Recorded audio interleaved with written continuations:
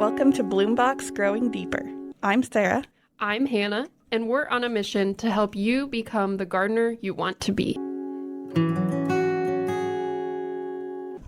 Hello, gardeners. This week we're going to talk about gardening with mushrooms, which I'm guessing is not what you expected us to say. But we have Denise Wally here with us. Denise, do you want to introduce yourself? Sure. I worked for Nebraska Forest Service, and I retired, a year ago in January. I can't believe it's over a year now. I was a forest ecologist, and I was the operations supervisor at Prairie Pines Nature Preserve. Which, if you're around Lincoln, you can visit on Saturdays. So go see all the good work that Denise did while she was here. It'll be wonderful. I do have something to admit off the bat, which is that I do not like mushrooms, although they're growing on me. Nice. Not literally. But I went on vacation with a group of friends a couple weeks ago, and we each took turns making dinner every night. And somebody made a meal with the most delicious mushrooms I've ever eaten. And then I said, how did you do that? And I couldn't get out of him what was in it. I don't know. But to be fair, it was Colorado. So you got to be careful there. True. But so let's talk about mushrooms. How did you get into mushrooms?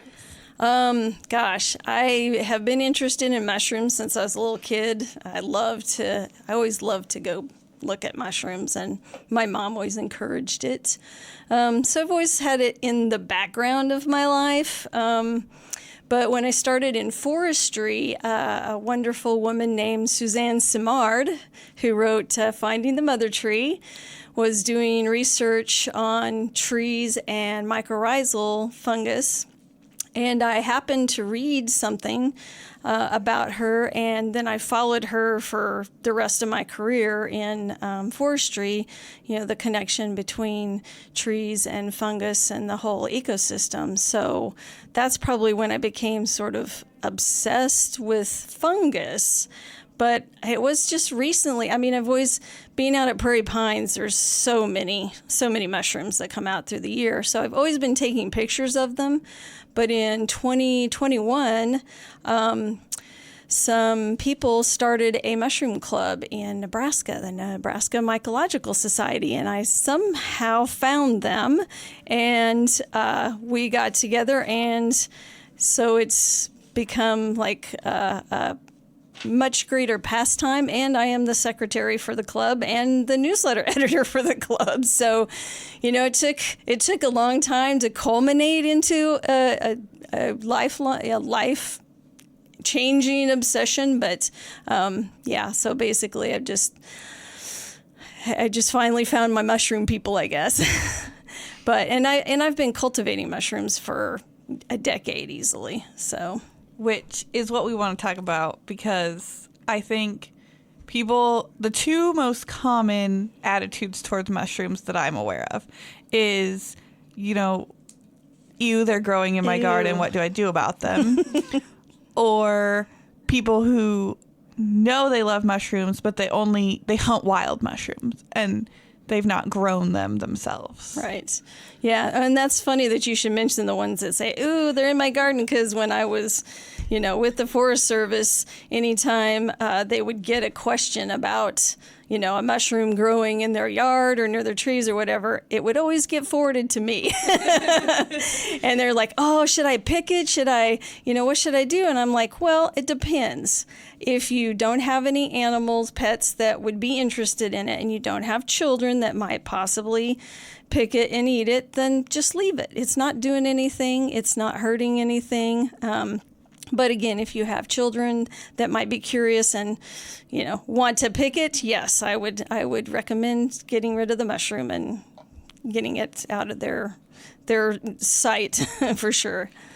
Yeah, I've worked to encourage poking of things we don't know, not tasting of things we don't know. Yes, that's good. That's a great thing to teach children is you can poke it, but don't eat it. it. Don't eat it.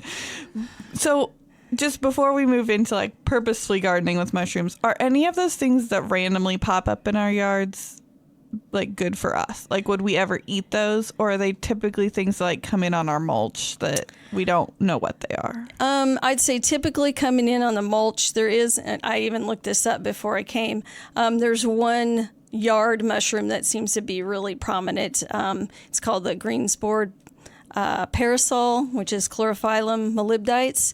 It's also have a nickname of the vomiter. So there's a reason you don't eat that one. It won't kill you, but it'll make you empty the contents of your stomach over and over. And those grow in fairy rings.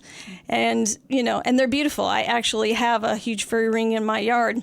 Fortunately, I have a dog that has absolutely no interest in mushrooms whatsoever. She doesn't even look at it, or she kind of looks at it and goes, I don't know what that is, so I'm going on. So they're really cool. I'd say most of the ones that would just wildly be growing are not something you'd want to eat unless you know them.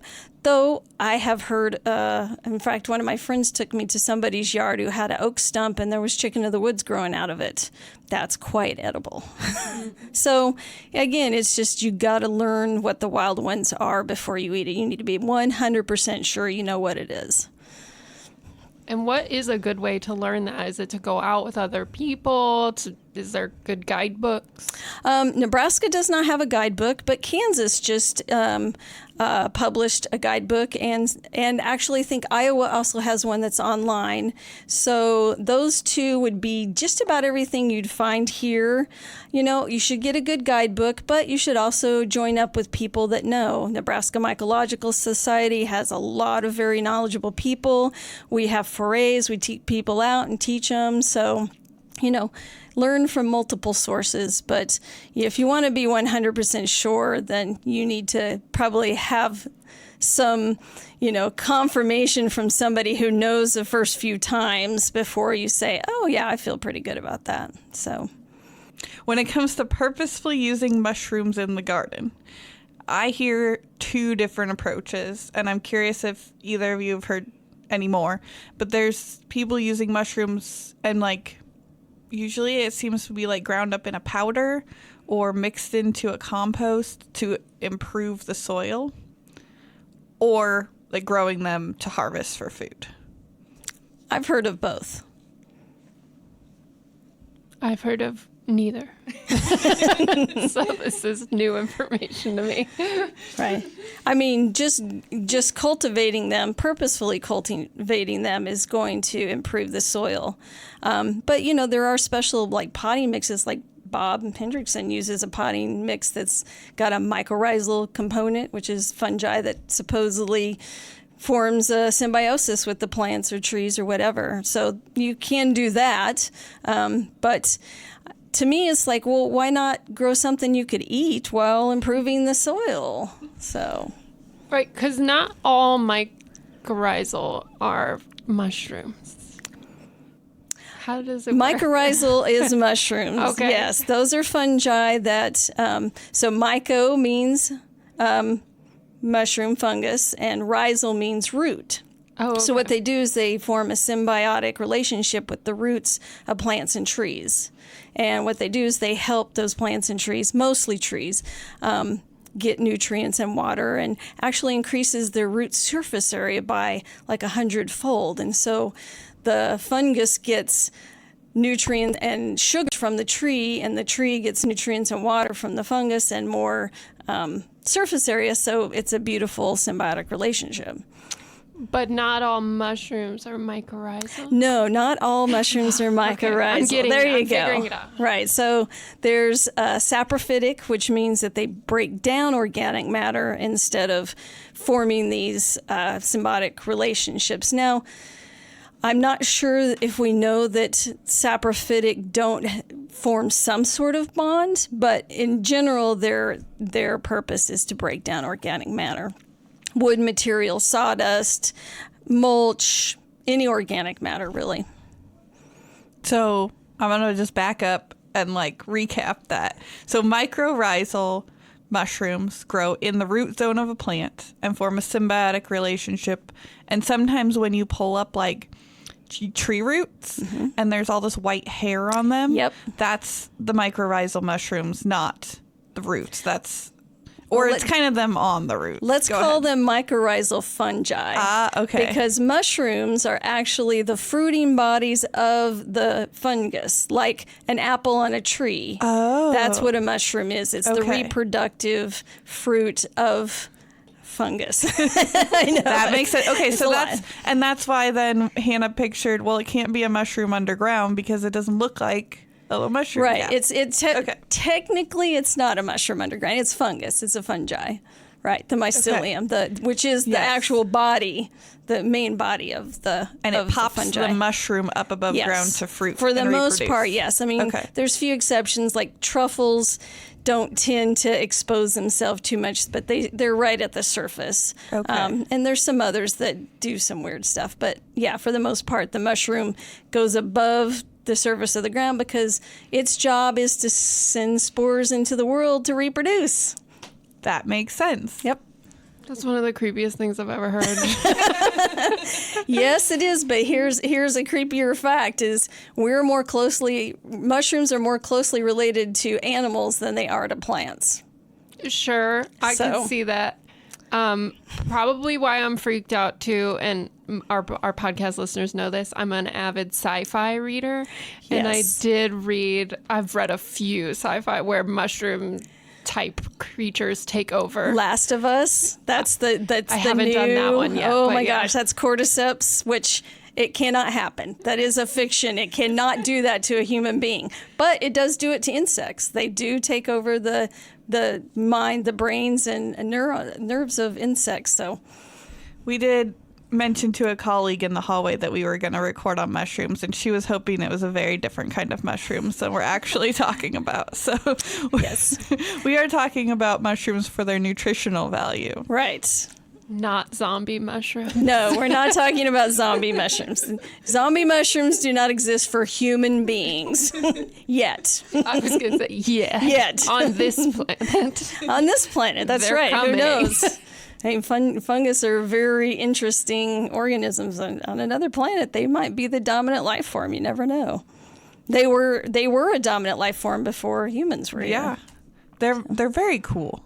We're digressing. Though. We are. I'm here to pull you But back it on is topic. interesting. It is interesting. But yes, let's go back to gardening. Okay. So the saprophytic, did I get that word right? Yes, saprophytic. That then is the fungi category that we're more interested for producing food. Yeah. Is that correct? For the most part, most of the cultivated mushrooms are saprophytic because it's just easier to cultivate something that is going to break down the organic matter that you provide it rather than having to establish a symbiotic relationship between it and a plant or a tree and then wait for the conditions to be perfect. Like morels are mycorrhizal, which is why they are so elusive.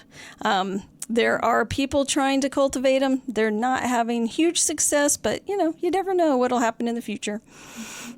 But yes, let's talk about those that we can cook That to, we can cook eat, to we eat. can grow them to eat them, to make medicines, whatever. So generally speaking, I mean like big, broad, what makes a happy garden for a mushroom?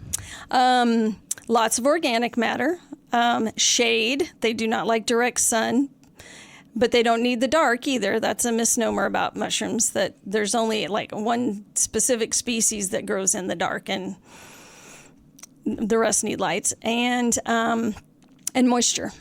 They do not like dry conditions. They don't like it. They don't necessarily like it sopping wet either, but you do have to make sure they stay hydrated. And you hosted a spot on the garden walk last fall. Yes, I did. And it was clear to see how you've created the perfect mushroom garden with you've got trees, generally shading it, but I could tell from the plants you planted, you're still getting dappled light coming through those trees. And you've got an understory of larger perennials and some shrubs. Yep.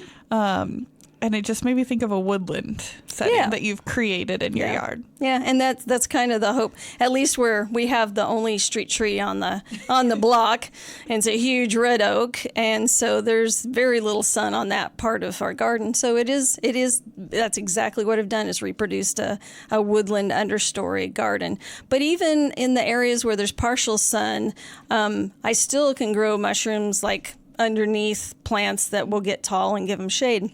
And then in the back, which you didn't get to see on the garden tour, where I grow my tomatoes and peppers and whatever, I grow the mushrooms underneath them, because those plants get really big, and by the time the heat and the sun are intense enough, those plants are big enough to shade them. And anytime we get a little rain, I just get a little bit of a flush of mushrooms coming out, so I could go pick a tomato and pick some golden oysters. So yeah, it's very easy.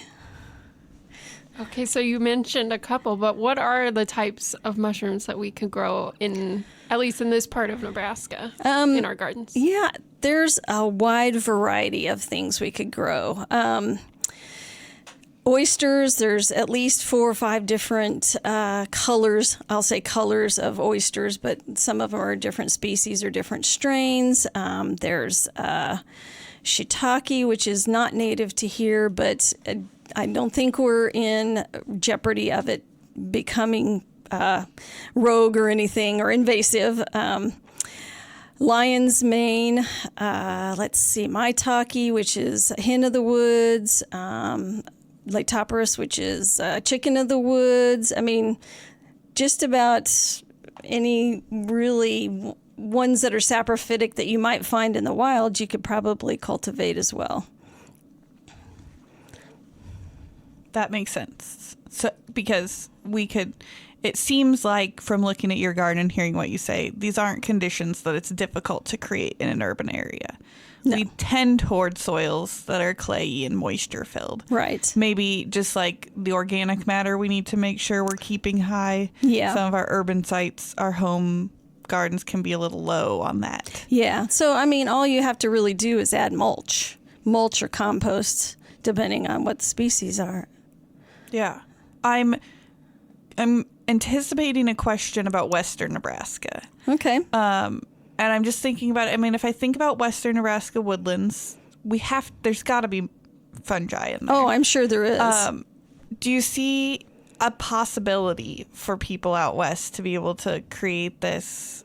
Or is I'm wondering about humidity wise, because we can keep a garden moist. Right. But yes, their air humidity does make a difference. But there are, as far as cultivated ones, at least the ones I've grown, they really do need a specific amount of atmospheric humidity. But of course, there are some native ones there that would grow now, not necessarily edible, but they would definitely grow. I think it'll be a challenge anywhere that's dry. It's not a xeriscape plant or organism, it's yeah, I mean, but you get water out there, and some of them have adapted to, like, okay, you get a rainstorm and the next day a whole bunch of mushrooms pop out, because that's their window of opportunity to grow fast, and they do grow really fast, and put their spores out and move on. So yeah, it would be a challenge in the West, but I'm not going to say it's impossible. I mean, try it. It's worth trying. So what are your favorites to grow? I have such a long list of favorites to grow, it's not even funny. I have tried just about everything that's available through, companies that make the mycelium blocks. So my favorites, oysters, are so easy. I mean, they're easy, and they pop up and they keep popping up. So I really like them. I'm trying hen of the woods, which is maitake, Grifola frondosa. It has not fruited yet, but it's only been in since last summer. So, and it's in a log, and that takes a little extra effort. So like things like shiitakes, those need logs. Actually, they prefer the wood in order to the mycelium breaks down the wood, and then the fruit comes out when it's ready. But there's plenty, like oysters don't necessarily need wood. Lion's mane, which is a really, really weird, interesting looking puffball not a puffball, but it's got these little hairs that looks like a mane. And they're such a bizarre looking mushroom, and they're incredibly tasty. And there's scientific research that shows that they help with brain function.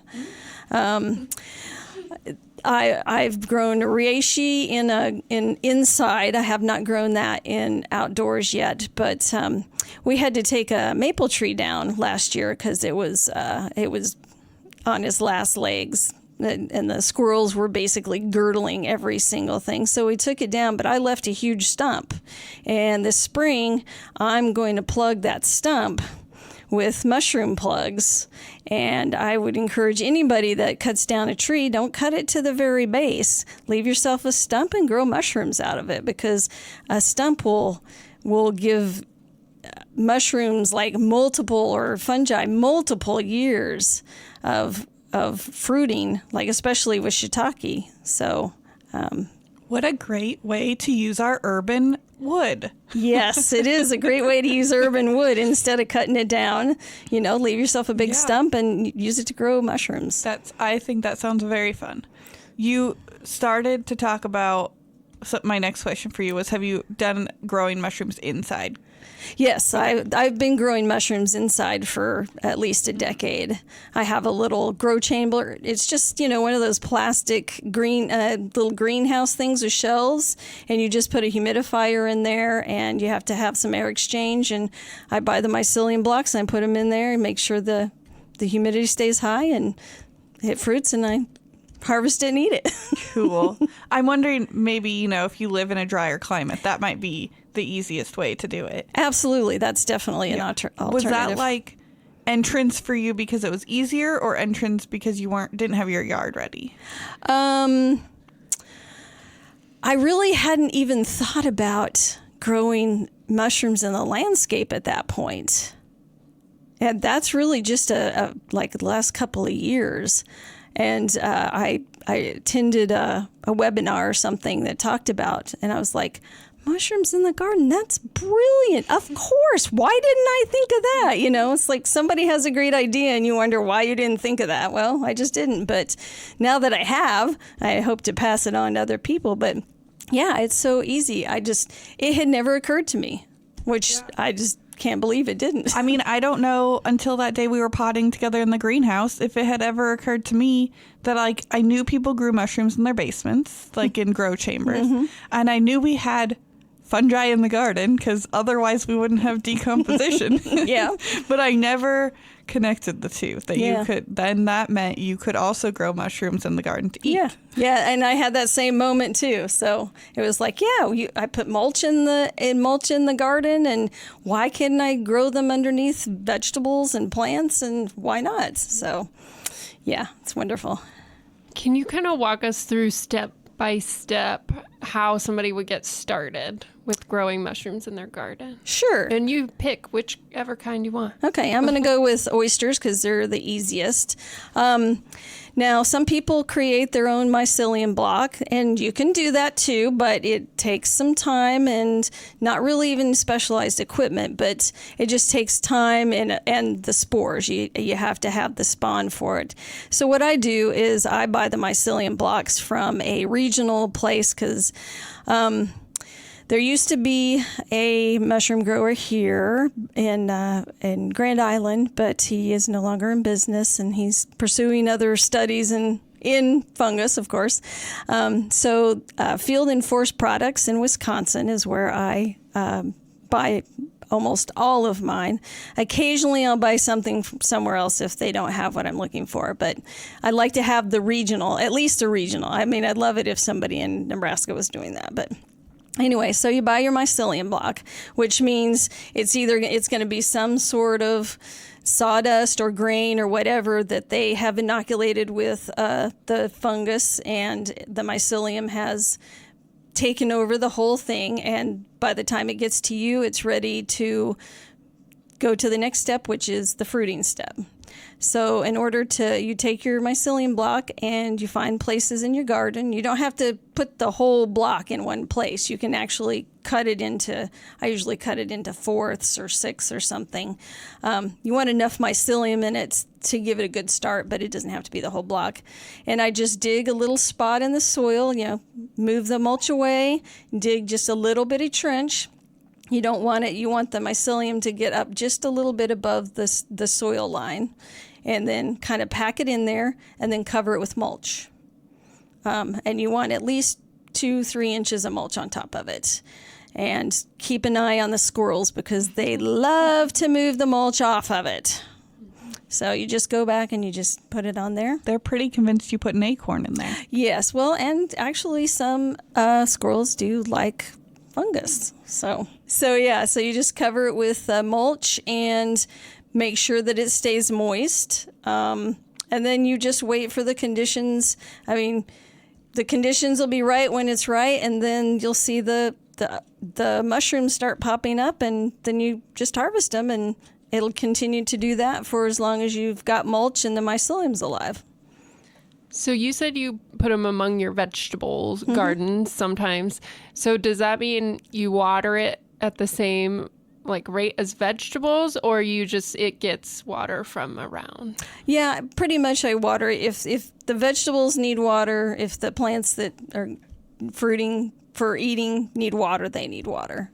So it's about the same. They don't necessarily need more than the plants around them.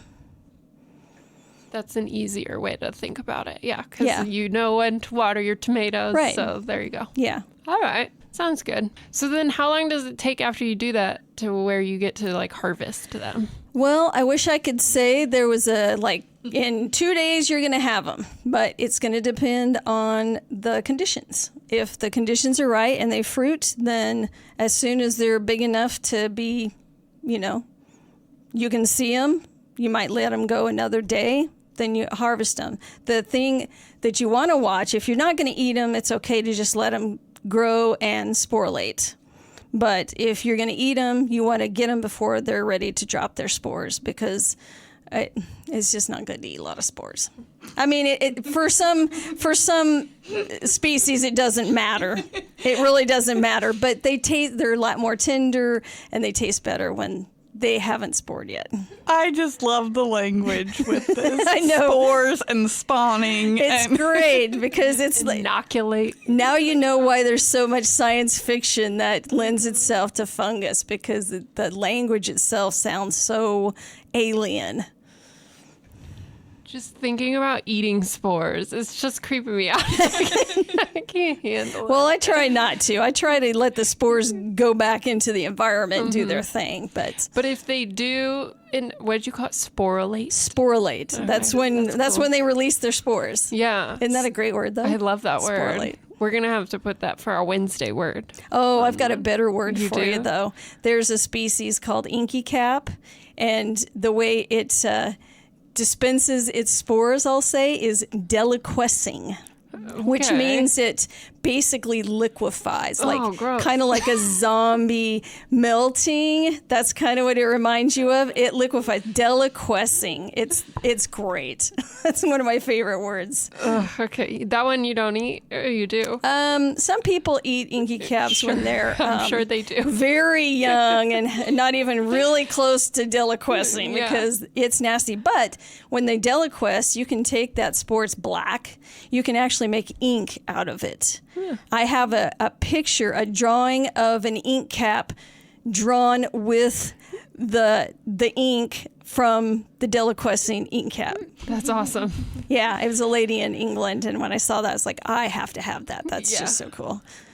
So if it does sporulate, but it won't hurt it, it'll keep producing after that. It's absolutely not like letting dill go to seed. No. Okay. Yeah, I mean, it's up to you. Once it's spored, if you want to cut it and throw it somewhere else in the garden, fine. I mean, or just leave it. It'll fruit around it. So if somebody listened to this podcast and got very excited about gardening with mushrooms, is there a common error you see that you would want to make sure that people were prepared for? Is there something if someone's going to do something wrong, is there like a typical error to make? That's a good question. I don't know too many people that are gardening with mushrooms. In fact, I know one, and that's me. Well, we're hoping to change that. I mean, obviously, I went to a seminar or webinar, and people are doing it in other places, but I've never actually talked to anybody here that is. But I'd say for growing mushrooms itself, probably the biggest error is not enough humidity, and surprisingly not enough light. Because a lot of those fungi are light is what triggers them to send the pins. They're called pins when they're little things out. So they need enough humidity, they need light, and they need some fresh air too. So. Which brings me to another question. Do they make it through the winter, or do you have to start this process over every year? No, they just stay out. I mean, just like native natural fungus in the environment, they go dormant, and, some of them, the mycelium may not come back. And then again, maybe they will. I've noticed I have a little oyster cluster that's right by my front walk. Let's see, it fruited just before the garden tour, and then we had some warm days, I think in either December, and it fruited. And then it froze, so those fruit are not good to eat, but it's still there. And then I noticed this morning it looks like a little, like on the side of the old one, there's a little bit starting to come up again. So yeah, I mean, they'll just go dormant, and if they survive, they survive. If they don't, then you just replant.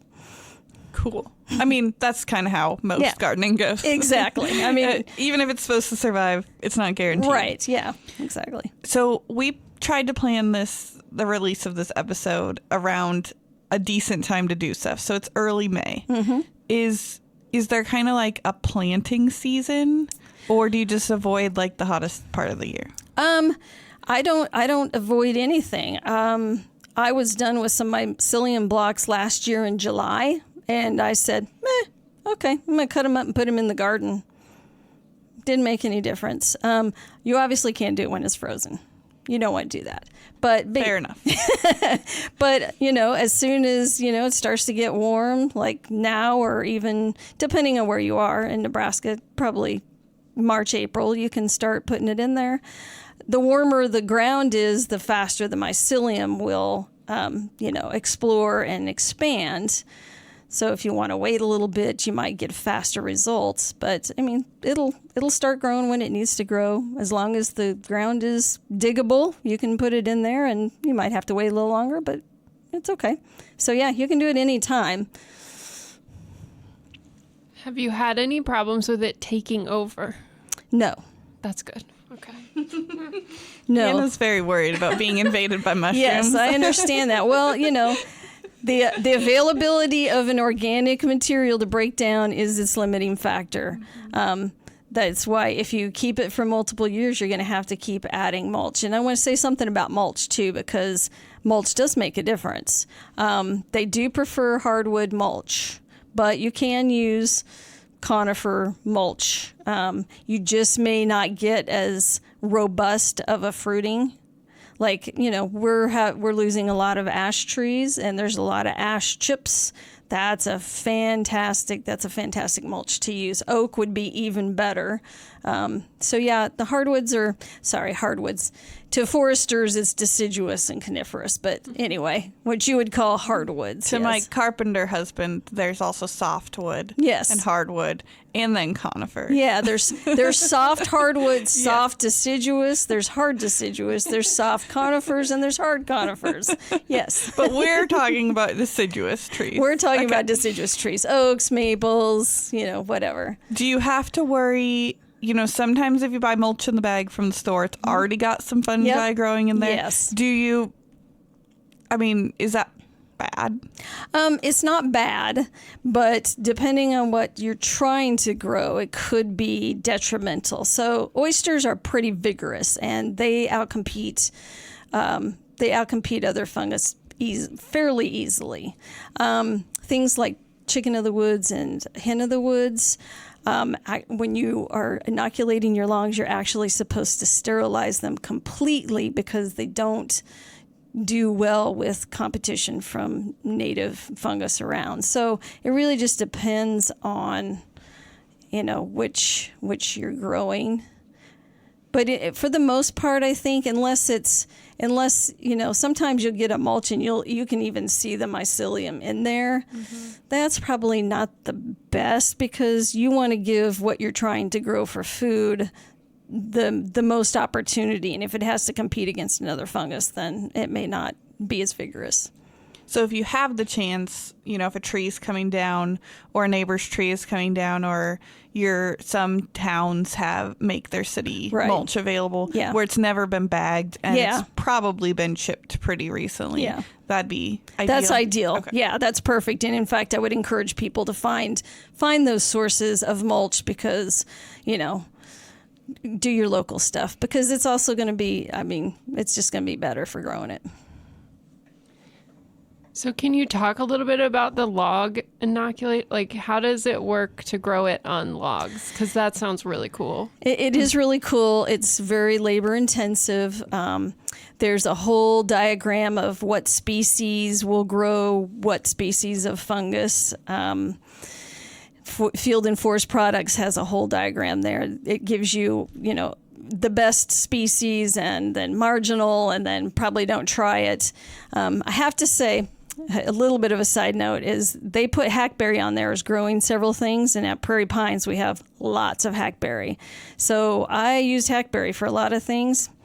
Just take my word for it, it's not that great. So like shiitake. Shiitake is probably to me it's one of the best tasting cooked mushrooms there is. It's just so yummy. But they like the harder, denser woods, so like oaks and hard maples like sugar maples, and a few others. Those are the best species. And then oysters like the softer woods like willow and cottonwood. They don't like the denser. It's harder for them to colonize the denser. So, yeah, you just have to pair your fungi and your log species together. But what it is they grow the mycelium on little wooden dowels, and you go through and you drill holes in it about every inch, and you plug those in and you cover it with wax, and then you prop up your log somewhere and let it do its thing, let the mycelium take over, and and a couple. Yeah, if you're lucky, a year and a half, you'll get your first flush. I think we got a flush of shiitake out at Prairie Pines like half a year. So I don't know, must have been in a good place. But some others, take longer. But that thing will, if it's especially for the shiitake because you're in a denser wood, it will fruit for like 7 years. So. Yeah, it's worth that's it. Not very different investment than a fruit tree. Yeah, a couple of years to get fruit and then a decade or so of harvesting. Yeah, exactly. So it's definitely worth it. And they're yummy. Let's add colonize to the list of creepy words. Oh, yes, colonize. Well, I'm sorry I have to say that this type of colonization is not quite the same as... our social human colonization. Right. Anyways, yeah. Okay. Well, mushrooms. I'm coming around. Yes. I was just thinking maybe I'll plant a few.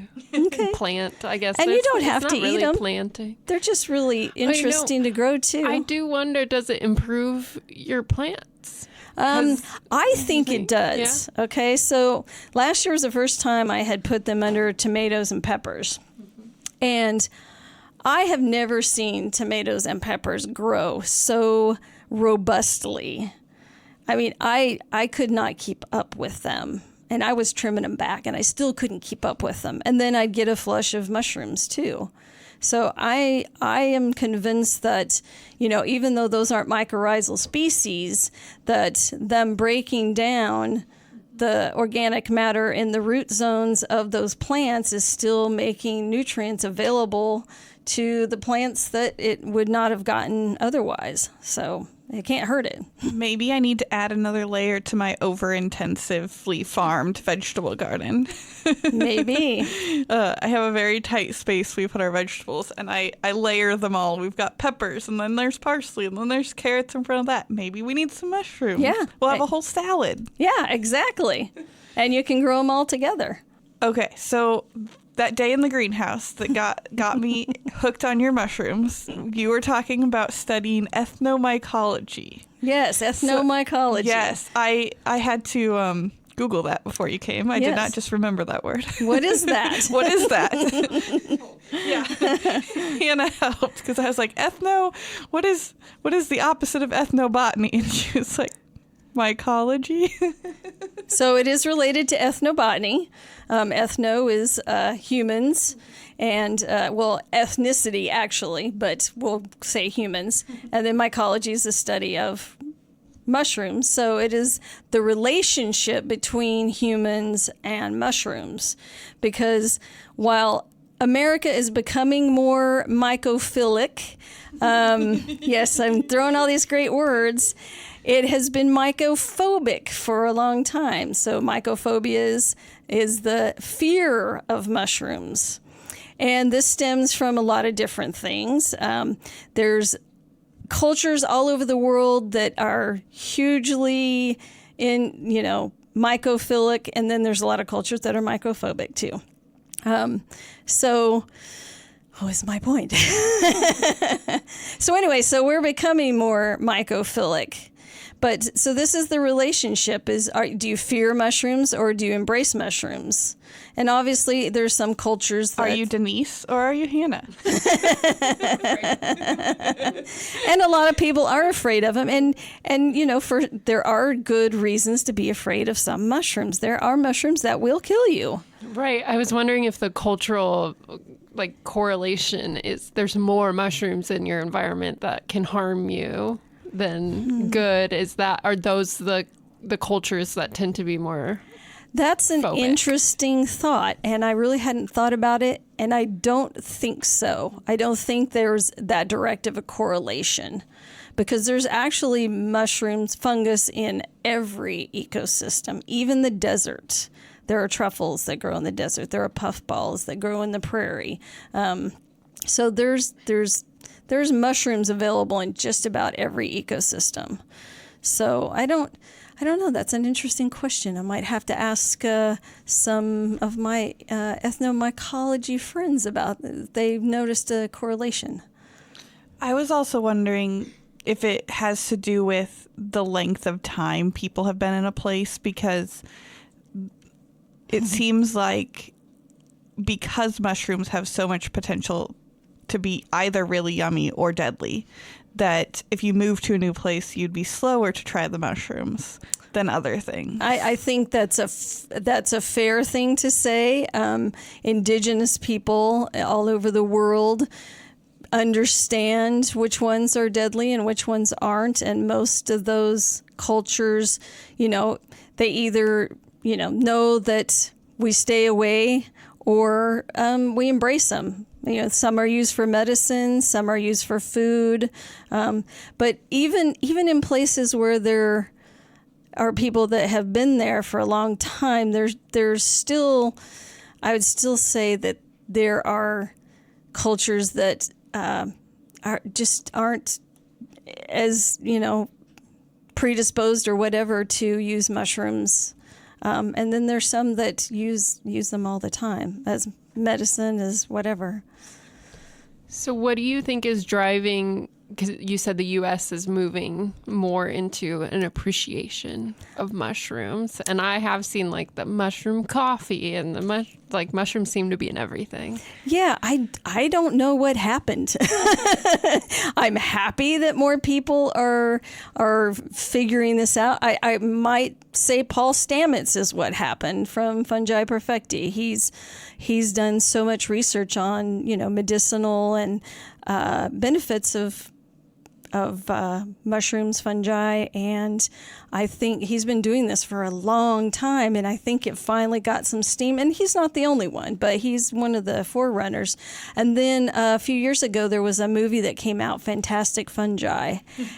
Some people saw that, and I think it could be one of the reasons people were like, "Oh my gosh, that's really cool." I did not see it. You need to see it. It's really cool. I probably should. It's really neat. It shows slow motion growth of mushrooms, and it's really good.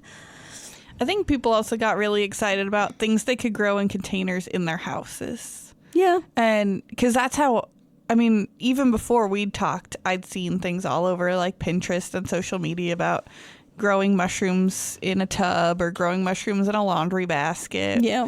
And I think especially, urban areas that don't have the access to gardening, they got very excited with all these grow towers and grow on your counter and grow light setups that they could, use in an apartment. Yeah.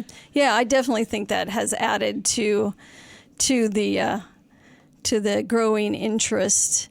But I mean, there was still somewhere. I mean, like I always say, I liked mushrooms before it was cool to like mushrooms.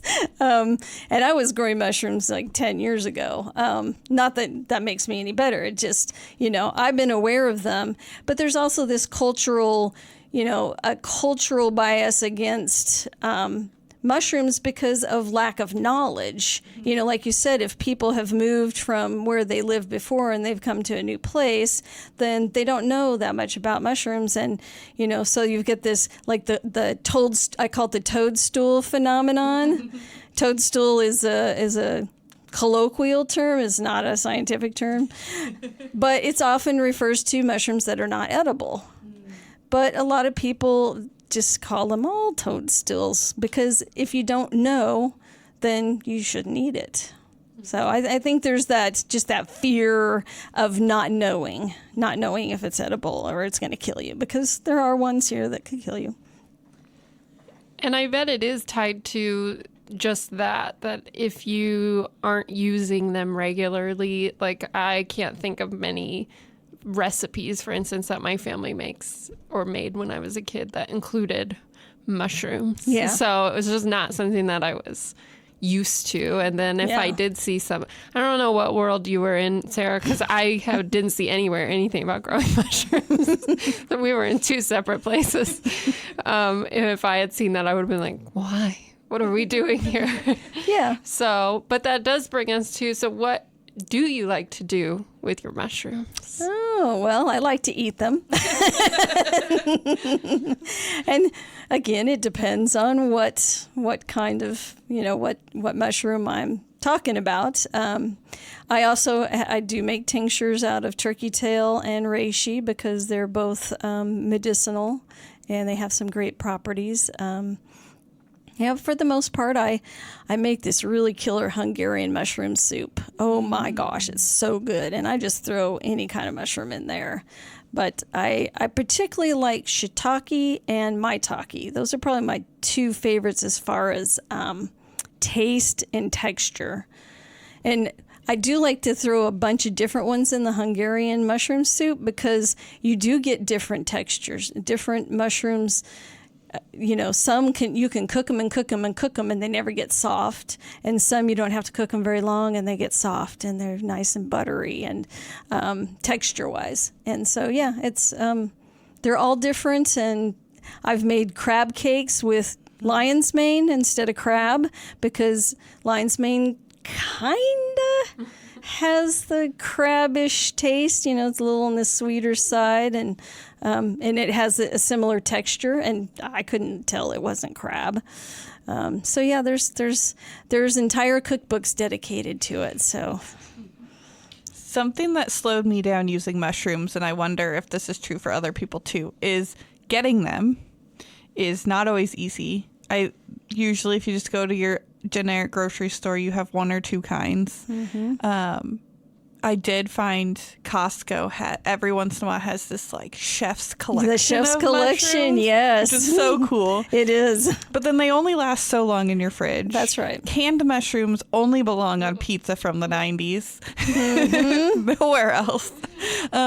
And you introduced me to dried mushrooms that you can rehydrate them. Absolutely. And so I brought some show and tell. Oh, good. Yes. So if you ever have an excess of, oh my gosh, that's wonderful.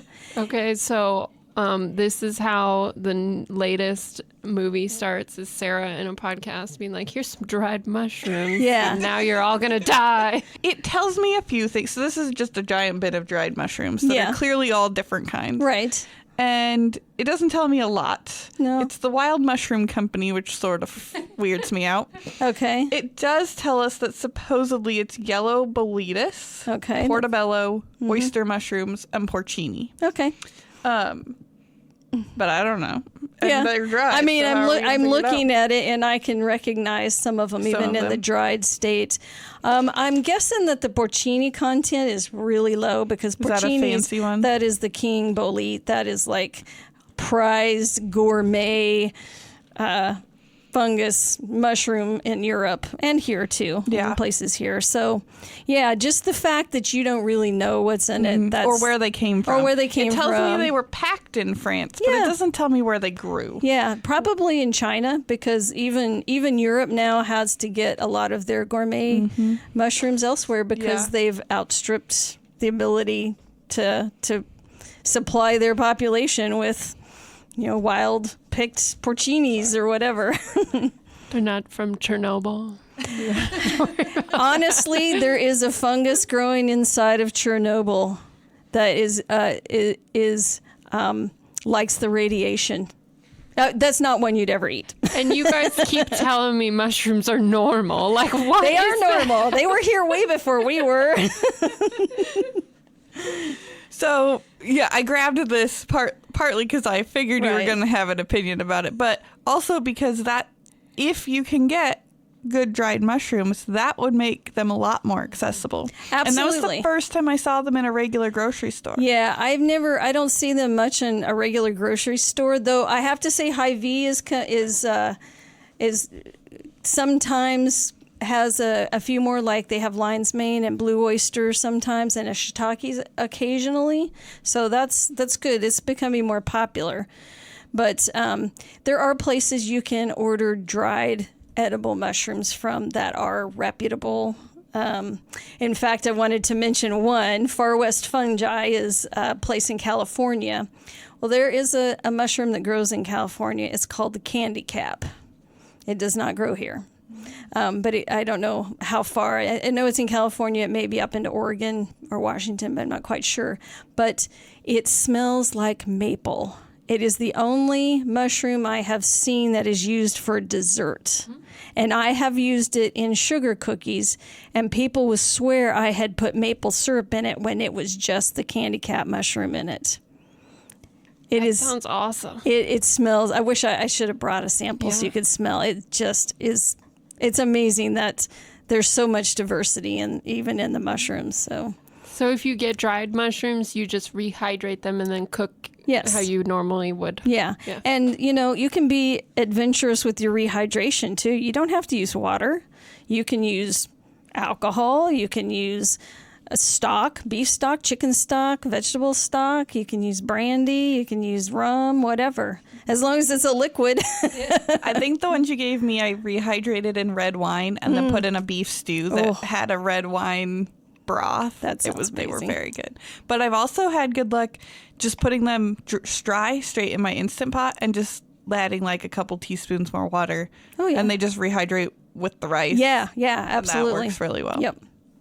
It's a good way to do it. I brought another show and tell. Oh, I see. So the easier way I found to get mushrooms is unami powder. Yes. Because then you a little bit more. There's brands made Yes. around Yeah. unami powder. But I took this and I mixed it with some spices and I called it my unagi unami powder. I love it. It's a little shout out to friends because Yes. I was trying to say the word over and over and it was coming out wrong. That's funny. Yeah, actually, I have some mushroom salt. So it's you know, unami. Who knows what species it is, but you know, it's in with the salt. Yeah, they didn't tell me. They just said unami powder made with mushrooms. Yep, made with mushrooms. Of a generic variety. Yes, it's probably just button mushrooms, which is Agaricus bisporus. And by the way, in case you wanted to know, that portobello, baby bella, crimini, and buttons are all the same species. They're just grown a little different conditions, and somebody got brilliant and marketed them so they could charge more for the bellas. And yeah, those are all Agaricus bisporus.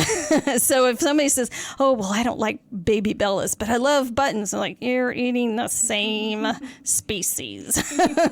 Now, portobellas are a little bit more mature, and I can understand because they get a little bit more meatier.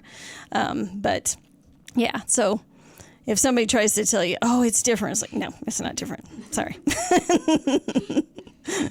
I mean, it's the same with green peppers and Yeah. red and yellow and orange peppers. Yeah, it's kind of that way. But a lot of people don't realize the green peppers are just immature. Immature. And if you left them on the plant, they would be red, Yeah. yellow, or orange. Which is what I do because I don't like the green. I don't either. It's too bitter. I like the sweet, but anyway. All right. Well, thank you so much for talking to us all about mushrooms. This is fascinating and only scary sometimes.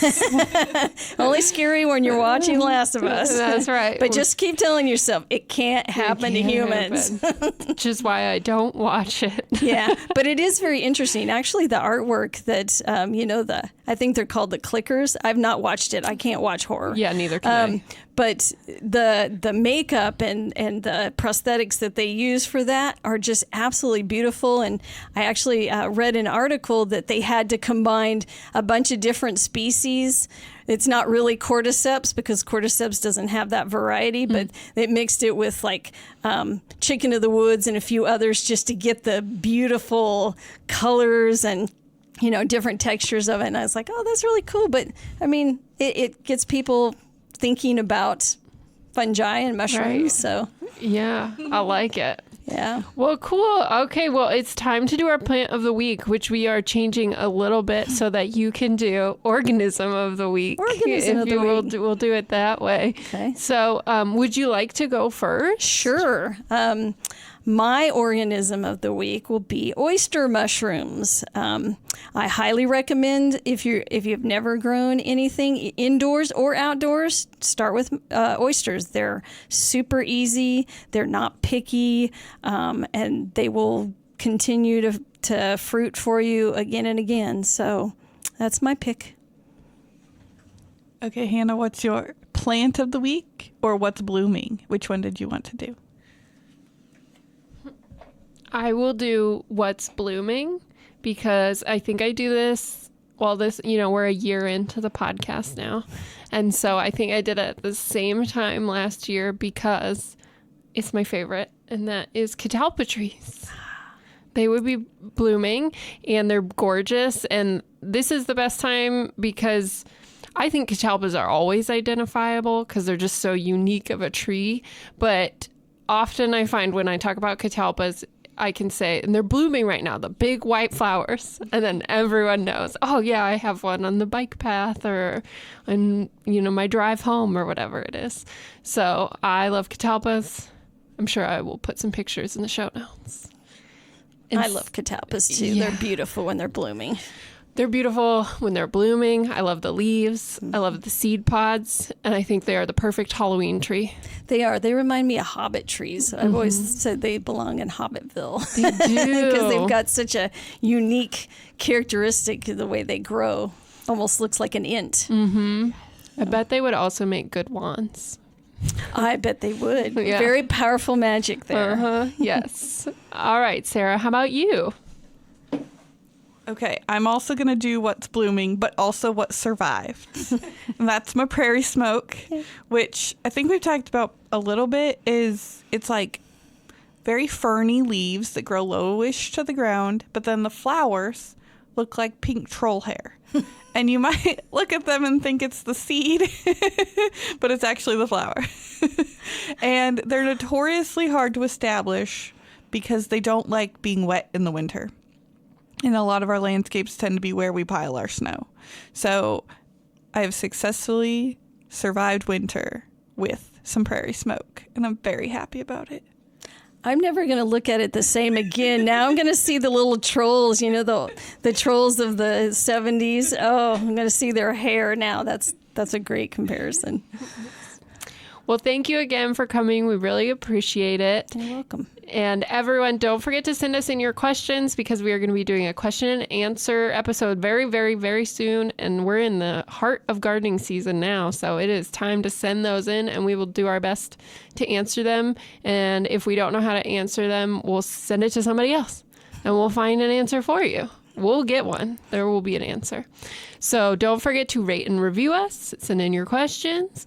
And Bloombox and Bloombox Growing Deeper are both programs of the Nebraska Statewide Arboretum.